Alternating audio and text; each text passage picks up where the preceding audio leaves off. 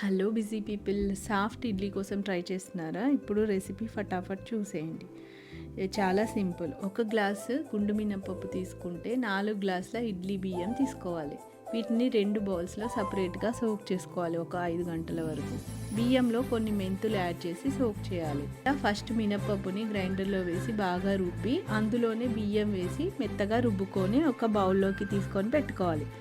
రాత్రంతా room temperature దగ్గర fermentation చేస్తే సరిపోతుంది. లేదా కొంతమంది కోల్డ్ ప్లేస్లలో ఉంటారు కదా, వాళ్ళ కోసం బ్యాక్ ఓవెన్ని కొంచెం వేడి చేసి ఆఫ్ చేయాలి. ఈ బౌల్ని అందులో పెట్టి మార్నింగ్ తీసుకుంటే సూపర్గా ఫర్మెంట్ అవుతుంది.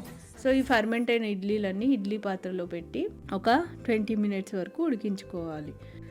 ఇలా సాఫ్ట్ ఇడ్లీలని సాంబార్తో లేదా చట్నీతో తింటే సూపర్గా ఉంటుంది కదా.